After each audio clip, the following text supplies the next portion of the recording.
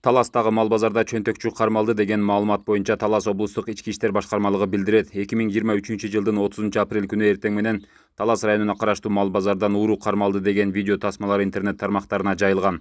Ал видео боюнча элдер болжол менен 25-30 жаштагы Азия тулутундагы белгисиз бир адамды акча уурдады деп шектеп кармап алышкан. Аталган билдирүү Талас райондук ички иштер бөлүмүнүн маалыматтарды эсепке алуу электрондук журналына катталган.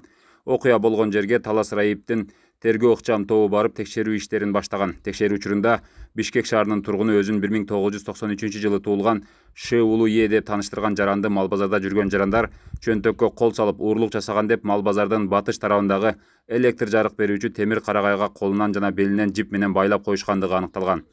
Текшерүү учурунда Талас облусунун Кара Бура районунун Бакайыр айылынын 1976-жылы туулган МИ аттуу жаран мал базардан 60 000 сом акча каражатын белгисиз адамдар тарабынан уурдатып алгандыгы боюнча арыз менен кайрылган. Мындан тышкары Талас облусунун Кара Бура району Чолпонбай айылынын 1999-жылы туулган Ж улуу К дагы мал базардан өзү асынып жүргөн кол сумкасынын ичинен 6 000 сом акча каражатын белгисиз адамдар тарабынан уурдатып кеткендигин билдирген.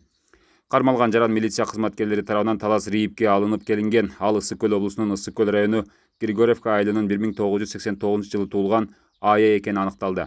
Текшерүүдө анын жанынан жалпы 35 200 сом акча каражаты алынган. Окуя болгон аймакта бекитилген күзөт графиги боюнча Талас РИИБтин бир нече кызматкерлери иш алып барып жатышкан. Ага медициналык жардам көрсөтүү максатында аймактык ооруканага алынып барылып, анын саламаттыгы эч кандай коркунуч келтирилген жоктугу аныкталды. Шектүүнү милицияга алып келишип, өздүгүн тактап текшерүү жана иликтөө иштерин жүргүзүп жатышат. Кармалган шектүү боюнча анын башка кылмыштарга тийиштүүлүгү боюнча дагы иликтөөлөр жүрүп жатат. Мыйзам чегинде чечим кабыл алуу максатында текшерүү иштери жүргүзүлүүдө.